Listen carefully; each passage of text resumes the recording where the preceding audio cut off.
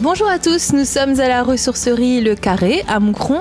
Nous allons rencontrer Julien Ouatté, responsable ici de la ressourcerie. Bonjour Julien. Bonjour. Pouvez-vous un peu nous expliquer déjà d'abord qu'est-ce que la ressourcerie ? Alors la ressourcerie, c'est une ASBL à la base. Elle a deux objectifs, la collecte de biens réutilisables et la réinsertion de personnes par le travail. Et alors, quels sont les rôles et les activités de la ressourcerie ? Nos rôles, voilà, comme je disais, il y a deux grands axes. Pour ce qui est de la réutilisation, là on fait de la collecte de biens réutilisables. On fait soit en porte-à-porte, donc on se rend chez les gens gratuitement, ou les personnes peuvent venir ici en magasin déposer les biens. Ce sont donc des magasins, tous les biens sont, ceux qui sont en bon état, sont vendus à des prix planchers. Et c'est accessible à tous. Pour ce qui est de la réinsertion, là on travaille en collaboration essentiellement avec les CPS, également avec les services de justice. On peut aussi travailler en bénévolat, c'est vraiment assez vaste le type de contrat qu'il y a. Et là l'objectif de à la fois créer un tissu social pour des personnes qui sont parfois seules, ou alors réapprendre des comportements de travail essentiels. Des personnes qui n'ont pas eu forcément la chance au niveau de l'emploi. Ouais, qui n'ont pas eu la chance, qui ont perdu un emploi, qui n'ont pour X raisons pas eu d'emploi, qui viennent d'autres pays aussi, qui par exemple qui ont besoin d'apprendre la langue, enfin voilà, c'est vraiment assez vaste, c'est vraiment une équipe diversifiée. D'accord. Depuis combien de temps existe ici la ressourcerie de Moucron ? La ressourcerie de Moucron, on a créé il y a 2 ans la ressourcerie. Ça a été parce que la ASBL a 10 ans, donc on avait déjà des antennes sur Lessines, sur Ath et sur Tournai. Et il y a à peu près 3 ans, on a été contacté par le service environnement de la ville qui voulait trouver une solution à la gestion des déchets, des encombrants, vu qu'il n'y avait plus de collecte. Et on a lancé le projet, le magasin a ouvert il y a 2 ans. Que peut-on trouver ici à la ressourcerie ? À la ressourcerie, on peut trouver tout ce qui est bien réutilisable et non périssable, qui est dans une maison. Donc on trouvera du mobilier, on va trouver du textile, des bibelots, de la vaisselle, des supports médias, donc livres, disques, textile, je l'ai déjà dit. Jouets aussi. Je me répète, des jouets également. On va avoir aussi l'électro. On va tester, il n'y aura pas du gros électroménager, précédemment on le faisait, actuellement on n'est plus approvisionné. Par contre on fait tout ce qui est petit électro, donc téléviseur, radio réveil, lampe, tout ça est testé et garanti. Et on a également des vélos, parce qu'on a ouvert récemment des points vélos, donc un à la gare de Tournai, prochainement à Ath et prochainement un à Moucron on l'espère. Et donc là on aura des vélos qui vont tourner entre 15 et 35 € pour des vélos qui ont complètement été rénovés. Justement, vous parliez de l'électro. Au niveau de vos employés, est-ce qu'il y a une formation pour intégrer l'équipe ? Pour intégrer l'équipe, il n'y a pas une réelle formation. On va travailler sur une transition du savoir. Donc on va toujours... une personne qui va commencer chez nous... je vais donner l'exemple d'un article 60, mais ça sera le même. La seule différence, c'est qu'on pourra avoir des différences d'horaire. Un article 60 qui vient chez nous va, pendant une semaine ou 2, essayer différents postes de travail. Il va toujours être en binôme avec une personne qui connaît déjà le travail. Évidemment, nous, on essaie de recadrer à chaque fois, voir s'il y a un problème. S'il n'y a pas de problème, voilà, on fonctionne comme cela. Ça a 2 avantages. C'est que durant ces 2 semaines, la personne va pouvoir choisir l'espace de travail dans lequel elle se sent le mieux. Par exemple, une personne qui, on aurait pu se dire, c'est un gars costaud, il va travailler au mobilier. En fait, lui, il se sent vachement mieux à trier les jouets. Donc, c'est chouette parce que la personne, elle vient chez nous pendant une année et demie. Et donc, elle fait déjà quelque chose qui lui plaît. Et de plus, c'est valorisant pour les personnes qui sont déjà là dans l'équipe, c'est de pouvoir déjà se rendre compte qu'elles ont un savoir, qu'elles connaissent un métier et qu'elles peuvent le donner à quelqu'un. Pensez-vous diversifier davantage ce que l'on peut y trouver ici ? Donc, pensez-vous par la suite, par exemple, avoir des denrées alimentaires ? Les denrées alimentaires, c'est une question qu'on s'était posée, mais actuellement, il y a d'autres services qui le font. Et voilà, donc on ne voudrait pas faire doublon. Il y a d'autres ASBL qui font ça et qui le font certainement mieux que nous, on pourrait le faire. Par contre, on avait eu un contact avec 13 Propre qui fait des produits, des produits d'entretien. Et là, on leur avait proposé un espace. Donc là, on attend de voir comment on peut le mettre en place.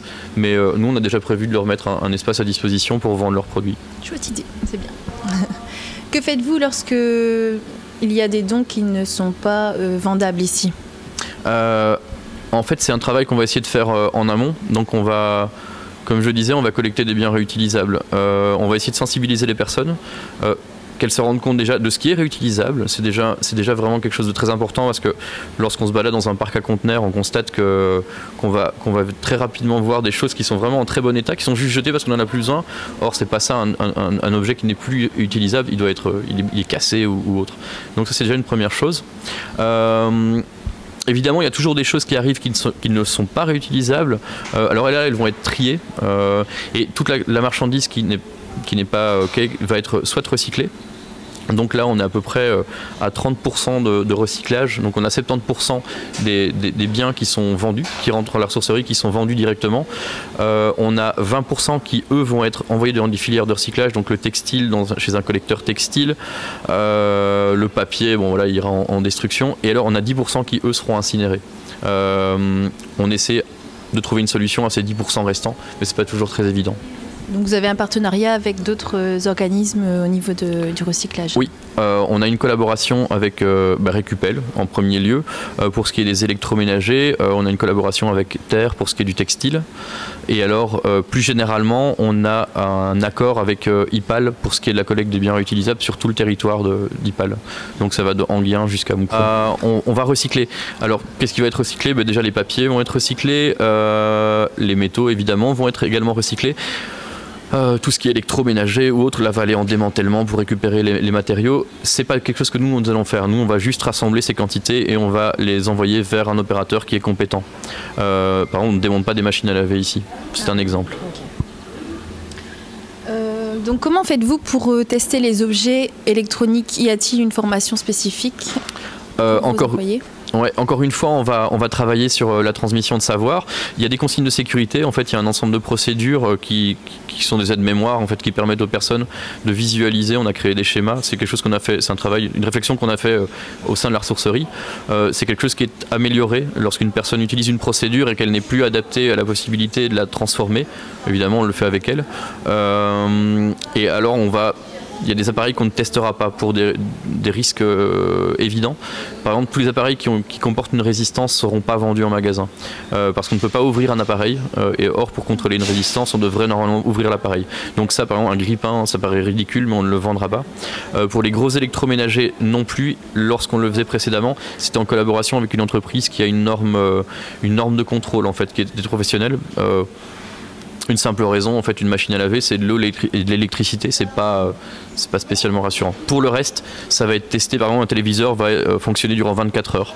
On va voir s'il n'y a pas de distorsion de l'image, s'il n'y a pas de perte de son et autres. Ça, c'est un exemple. Constatez-vous une augmentation de personnes venant ici? Pour quelles raisons, à votre avis? Oui, il y a une augmentation. On pourrait facilement dire, c'est la crise. J'espère aussi que d'un autre côté, en fait, on arrive à une conscientisation et que ce n'est pas uniquement par nécessité que les personnes viennent ici, malgré le fait que des personnes... Responsabilité. Oui. Ça serait bien si ça serait juste pour ça. Oui, on l'espère. Maintenant, voilà, espérons que ce soit un peu de tout, mais lorsqu'on discute avec les personnes, par exemple lorsqu'on fait des visites ici, on se rend compte que les personnes se disent en fait c'est chouette quoi, on a besoin de ces choses-là, pourquoi est-ce qu'on irait les acheter en neuf alors qu'elles sont là à disposition et à des prix nettement inférieurs. De plus, ça crée de l'emploi sur Moucron, autant y aller quoi. Tout à fait. Combien de personnes faut-il pour faire tourner la structure ici à Moucron? On estime que pour faire fonctionner une ressourcerie, on doit à peu près avoir une dizaine de personnes. Ça comprend les équipes camions, donc il faut toujours 2 personnes dans le camion, une personne à la vente, des personnes au tri. Donc on a grosso modo à cela. Actuellement, on est à 15 personnes sur la ressourcerie ici à Moucron. Ça fait 60 personnes sur les 4 ressourceries. Et dans ces 60 personnes, il y a 10 personnes qui sont, 12 maintenant je crois, qui sont sur fonds propres, donc qui sont payées par la SBL. Ça c'est la vente qui permet de le faire parce qu'on est complètement autonome financièrement. Et pour exemple, ici sur Moucron, il y a 3 mois maintenant je crois, on a créé 3 contrats sur fonds propres, donc c'est la preuve que ça fonctionne quoi. On peut créer de l'emploi avec de la récupération. Quelles sont vos activités au quotidien? Au quotidien, essentiellement, donc pour ce qui est des équipes camions, ce sont des livraisons et des ramassages, parce que les biens peuvent aussi être livrés chez les personnes. On a les activités de tri. Évidemment, tout ce qui rentre en magasin va soit être nettoyé, va être vérifié. On va voir par exemple qu'un verre n'est pas ébréché, donc ça veut dire que tous les verres qui sont en magasin, on a vérifié qu'ils n'étaient pas brisés. Il y a la vente, évidemment. Et alors, une fois par semaine, on a les réunions d'équipe. On a des réunions qui sont organisées comme cela. On fait une réunion, un ordre du jour, on vérifie l'ordre du jour précédent, et ensuite on fait un tour de table durant lequel les personnes peuvent aborder les sujets qu'elles veulent. Voilà. Et ça, le but, c'est d'améliorer le travail, quoi, parce qu'on essaie de se remettre en question un max. Que ce soit les travailleurs ou les personnes qui sont dans l'équipe d'encadrement. Voilà, je mets des guillemets parce qu'on essaie de le faire tous de la même manière. Les personnes qui sont dans l'encadrement vont autant faire du tri, mettre en magasin et autres. Il n'y a pas de relation de subalterne et de chef. On en parlait tout à l'heure. Okay. Comment pouvons-nous vous contacter ? C'est très simple, soit via notre numéro de téléphone, le 056 84 74 84, ou via internet avec l'adresse info@recasbl.be, recasbl.be, ou sur notre site internet recasbl.be, et là dans la rubrique je veux un rendez-vous. Pensez-vous qu'à l'avenir il y aura plus d'entreprises comme la vôtre ? Si oui, pourquoi ? Alors, je ne saurais pas dire s'il y en aura plus, je l'espère. On sait qu'actuellement, nous on collecte, en tout cas pour la ressourcerie, on collecte 2,4 kg de biens réutilisables par habitant. On sait qu'on peut arriver jusqu'à 7 kg par habitant de biens réutilisables à collecter. Donc ça veut dire qu'il y a la place pour pas mal de monde. Ça nous laisse aussi de beaux jours devant nous. Et quand on voit l'exemple de pays comme par exemple la Hollande ou le Québec qui ont super optimiser la gestion des déchets, on se dit que ouais, il y a un effort à faire et qu'il y aura de la possibilité de création d'emplois et d'entreprises. Oui. Alors, à ce qui paraît, il y a un super événement chaque année ici, des portes ouvertes, il me semble. Ouais. Vous avez déjà des dates ? Oui, tout à fait, il y a des portes ouvertes. Les dates précises, par contre, malheureusement, on hésite en fait. Il y a la semaine... Il y a la semaine de la récup qui a lieu au mois de mai. Alors on hésite si on le fera sur le premier ou le second week-end. Donc ça, j'invite les personnes à aller voir sur le site internet. Là, il y aura vraiment des infos. Pour les éditions précédentes, on avait des ateliers créatifs, on avait vraiment pas mal de choses intéressantes. Normalement, au programme, on va prévoir de nouveau des ateliers parce que ça avait vachement plu aux personnes qui étaient venues. Et puis on verra, peut-être qu'il y aura d'autres choses particulières. En tout cas, on aura une vente des vélos qui sont réparés actuellement au sein des points vélos, et ça dans chacun des magasins. Donc on espère avoir une 50aine de vélos par magasin à vendre au mois de mai. Pensez-vous que les commerces de seconde main sont une alternative concrète afin de préserver l'environnement ? Une alternative, je ne crois pas que ce soit une alternative globale. On ne pourra pas résoudre le problème du déchet uniquement avec les entreprises de seconde main. De plus, en fait, c'est malheureux à dire, c'est un peu dommage à avouer, mais on ne fait que postposer en fait la mise hors but. Donc c'est pas une réelle possibilité. Par contre, ça peut lancer une démarche. Donc je crois qu'à la fois, il faut que les industriels trouvent en tout cas leur compte, parce que je crois que c'est le seul moteur, si c'est un moteur économique, il faut que les industriels y trouvent leur compte et se disent tiens, mais pourquoi est-ce qu'on produit énormément, pourquoi est-ce qu'on gâche de la matière première. Ça c'est une première chose. Et puis je crois qu'il faut qu'il y ait d'office que tout le monde s'y mette. On a commencé par la collecte, par la mise hors but sélective, bouteilles, machin, PMC et autres, mais je crois qu'on peut étendre cela. Et encore une fois, je crois qu'on peut prendre des exemples sur les pays voisins qui ont déjà des solutions qui fonctionnent, quoi. Beaucoup de gens sont frileux à l'idée d'acheter en seconde main. Pourquoi, à votre avis ? Parce que je crois qu'on assimile encore trop souvent la seconde main à la brocante. C'est pas, je dénigre absolument pas les gens qui font de la brocante. Il y a juste qu'il y a un petit côté poussiéreux à la seconde main. On se dit encore que ce sont des trucs sales, cracra. Ça, c'est une première chose. Il y a un peu aussi la crainte parfois d'être catalogué en disant « Ah tiens, il va dans les magasins de seconde main, c'est qu'il n'a pas vraiment de sous. » Voilà. un très bon exemple, en fait, c'est que nous, on a une clientèle qui vient ici et qui est super diversifiée. On n'a pas que des personnes qui sont dans le besoin. On a des personnes aussi qui ont plus de moyens, des personnes qui viennent faire de la collection. Alors, l'avantage de cela, c'est que ça nous permet, d'une part, de ne pas ghettoiser la seconde main. Donc, les gens qui viennent ici sont plus stigmatisés. Ça nous permet aussi d'avoir un équilibre financier, parce que c'est le fait de pouvoir vendre des meubles qui sont plus de la collection. Je donne un exemple des meubles, mais plus de la collection qui auront un prix un peu plus élevé, qui nous permettent de vendre des chaises à 10 centimes par exemple. Ça c'est une autre chose. De plus, on est labellisé par le label Récup. Donc c'est un label qui est en Wallonie et sur Bruxelles et qui garantit la qualité du travail de seconde main.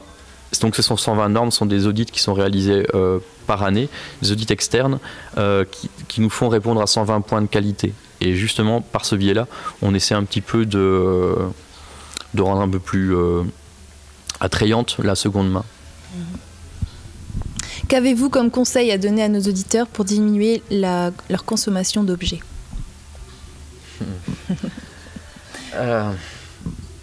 Je ne sais pas. En tout cas, le conseil que moi je me donnerais, parce que je suis un consommateur comme tout le monde, ce serait peut-être de réfléchir plus à la réelle nécessité d'une chose que j'ai envie d'acheter. Je crois que souvent on cède à des achats compulsifs. On est en période de solde. Je crois que tout le monde pourra s'y reconnaître un petit peu. On fait les soldes parce qu'on fait les soldes et puis on achète des fringues, pas spécialement parce qu'on a froid ou qu'on en a besoin, juste parce que c'est les soldes et que c'est pas cher. Très bien, merci beaucoup Julien de nous avoir fait découvrir la ressourcerie de Moucron. Avec plaisir. À tous. Merci.